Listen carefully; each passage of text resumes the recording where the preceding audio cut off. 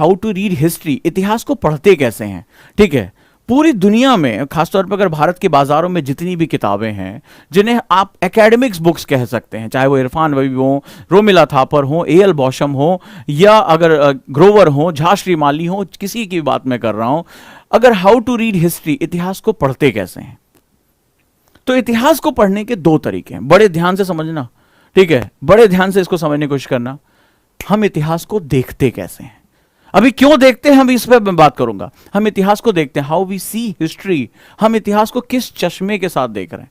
जब ब्रिटिशर्स आए तो उन्होंने इतिहास को अलग तरीके से देखा, जो ब्रिटिशर्स की मान्यताओं वाले इंडियन हिस्टोरियन थे उन्होंने अलग तरीके से देखा, जो सनातन वैदिक लोगों को मानने वाले थे उन्होंने इतिहास को अलग नजरिए से देखा। हर किसी का अपना एक नजरिया अलग अलग था इतिहास को देखने का। तो जब इतने नजरिए होते हैं तो स्टूडेंट के सामने भ्रम पैदा हो जाता है कि मेरा नजरिया क्या होगा। लेकिन इसका एक सॉल्यूशन लेकर आया हूं जिसके बारे में आप समझिएगा। एक तरीका होता है जब हम वर्तमान को अतीत के चश्मे से देखते हैं, right. When we see present in the glasses of the from the glasses of past, when we see present, यानी आज हमारा कैसा, बड़ा ये ज्यादातर बुक्स तुम देखोगे इसी फॉर्म में लिखी गई। हम इतिहास में शुरू करते हैं, पढ़ते ना, इसमें जैसे लिखा होता है प्राचीन भारत, ये पहला चैप्टर है, उसके बाद मेडाइवल, उसके बाद मॉडर्न, यानी हम अतीत से अपनी बात शुरू करते हैं और वर्तमान में आज पहुंचते हैं। और किसी स्टूडेंट ने बड़ी खूबसूरत बात लिखी है कि हम वो गलतियां आज ना करें वो हम जानने की कोशिश करते हैं। तो पहला होता है वर्तमान को अतीत के चश्मे से देखना, पहला मेथड होता है। When we see present from the glasses of past, हम उसको वहां से देखते हैं। और दूसरा तरीका है जब हम अतीत को वर्तमान के चश्मे से देखते हैं। बड़ा ही मॉडर्न, बड़ा जबरदस्त व्यू है। जब हम अतीत को वर्तमान, यानी आज हम खड़े हैं, we see past from the glasses of present, यानी हम आज वर्तमान में जो कुछ भी कर रहे हैं। अभी इसका एग्जांपल देने जा रहा हूं। और आज ही सुबह मेरे एक स्टूडेंट ने मुझे मैसेज भेजा, बहुत सही समय पर उसने मुझे भेजा, उजांकिन ने। और अगर इस क्लास में होंगे तो उनको समझ में आ जाएगा कि कितना जबरदस्त तरीके से हम ये बात समझते हैं कि जब हम अतीत को, यानी पास्ट को, प्रेजेंट, यहां खड़े होकर आज हम कहां हैं, और जब हम अतीत को वर्तमान के चश्मे से देखते हैं कि हमारे इस प्रेजेंट से हम अपने अतीत को, पास्ट को कैसे कंपैरिजन कर सकते हैं, सीखना है नहीं सीखना है, वो कुछ हम वहां तय करते हैं, राइट। तो ये दो चीजें हैं। पर सवाल है कि हमारे पास इतने कॉन्फ्लिक्ट्स क्यों हैं? क्यों वो कहते हैं कि बाबर से हिंदुस्तान शुरू होता है? क्यों वो कहते हैं कि अंग्रेजों से हिंदुस्तान शुरू होता है? क्यों वो कहते हैं कि वैदिक संस्कृतियों में ही हिंदुस्तान, भारत के बारे में जानकारी दे दी गई थी तो वहां से उसका इतिहास शुरू होता है? क्यों वो जो 1947 से पहले भारत और पाकिस्तान, बांग्लादेश की संस्कृतियां साझा थी, वो अपने इतिहास में वो भारत को एक दुश्मन के रूप में प्रस्तुत करते हैं और बताते हैं कि आदिकाल से भारतीयों ने उनका शोषण किया, यहाँ की मेजॉरिटी जो धर्म है उसने उनका शोषण किया? क्यों हर देश का इतिहास एक अलग रूप कहता है? क्यों हर देश का इतिहास एक अलग बात कहता है? क्यों यहूदियों के लिए इतिहास अलग हो जाता है, ज्यूइश के लिए इतिहास अलग हो जाता है, नाजीज के लिए इतिहास अलग हो जाता है? क्यों ये इतिहास एक संघर्ष को जन्म देता है? क्यों एनसीईआरटी की किताबों में बार बार हर सरकार की विचारधारा के अनुसार चैप्टर बदले जाते हैं? इस क्वेश्चन का जवाब तुम जरूर चाहते होगे, ये एक बड़ा सवाल है। तो चलिए उस सवाल का जवाब मैं यहां आपके सामने लेकर आया हूं। वास्तव में जब हम इतिहास पढ़ते हैं, जब हम हिस्ट्री की स्टडी करते हैं, तो एक बड़ी खूबसूरत सी बात मैंने रियलाइज की है कि इतिहास संस्कृतियों की जानकारी देता है। संस्कृतियां, आप जानते हैं, संस्कृतियां पहचान को जन्म देती हैं। संस्कृतियां यानी हमारे कल्चर, इतिहास संस्कृतियों की जानकारी देता है। The history gives the knowledge about culture. History gives the knowledge about culture. इतिहास संस्कृतियों की जानकारी देता है कि संस्कृतियां कैसी हैं। और एक बहुत मजेदार बात बताने जा रहा हूं कि इतिहास संस्कृतियों के टकराव, उनके विलय और प्रभुत्व की जानकारी भी है। हिस्ट्री अकेला कुछ नहीं है। हिस्ट्री क्या कहता है कि कल्चर्स के टकराव, कोलिजन ऑफ कल्चर, विलय, merging of culture, collision of cultures, जहां पर हमने देखा कि कोई महमूद गजनवी आता है और भारत में उसका युद्ध होता है, कोई और आता है, वहां पर आपस में लड़ाई होती है, एक राजा से दूसरे राजा की लड़ाई होती है, संस्कृतियों का टकराव होता है, सिकंदर भारत में प्रवेश करने की कोशिश करता है, टकराव और युद्ध देखा जाता है, जान माल का नुकसान होता है।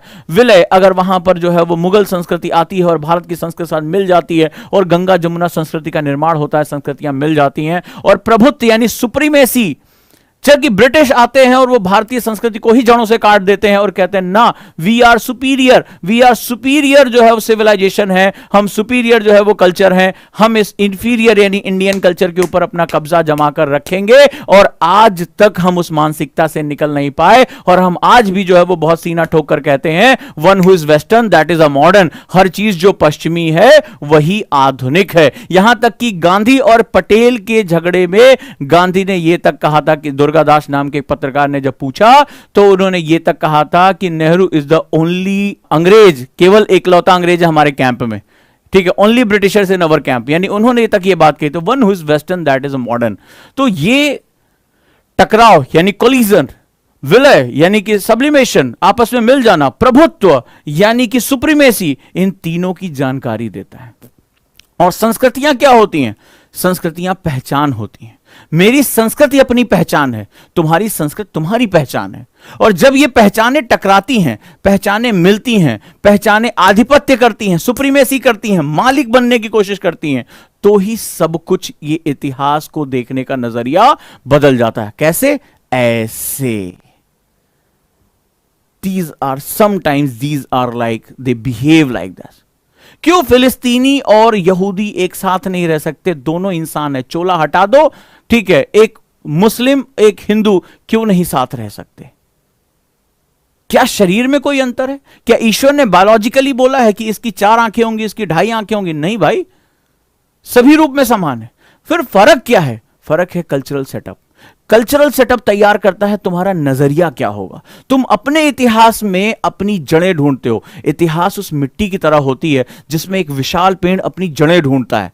जड़ें जितनी मजबूत होती चली जाती हैं, वृक्ष उतना ही ज्यादा खड़ा होता है, उतनी मजबूती के साथ खड़ा होता है। और संस्कृतियां जितनी मजबूत होती हैं, वो दूसरी संस्कृतियों का विलय, आधिपत्य या टकराव तय करती हैं। आज पूरा विश्व एक ऐतिहासिक मंच पर ही तो खड़ा है।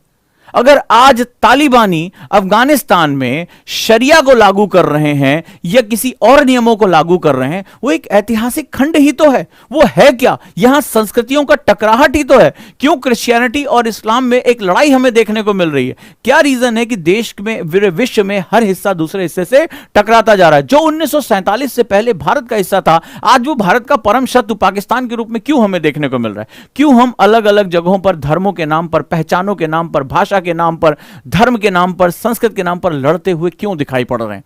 उन सब के पीछे जो मूल कारण है वो यही है।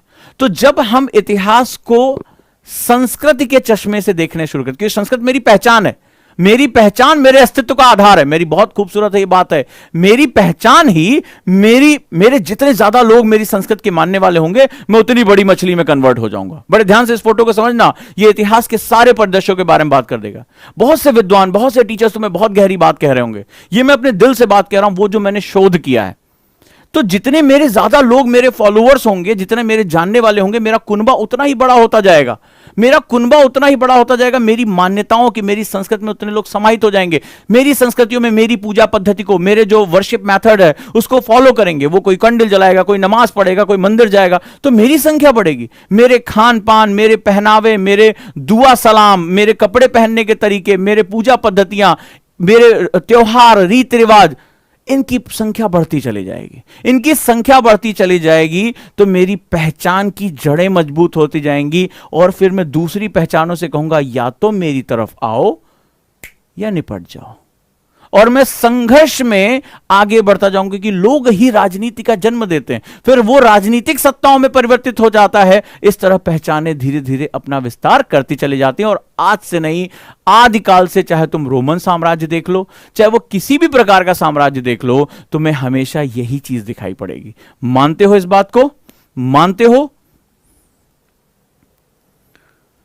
तो वास्तव में इसी वजह से इतिहास को अलग अलग लोग अलग अलग नजरिए से देखते हैं। अब स्टूडेंट क्या होता है, उसको ये कोर बेस नहीं बताया जाता है और वो घबरा जाता है।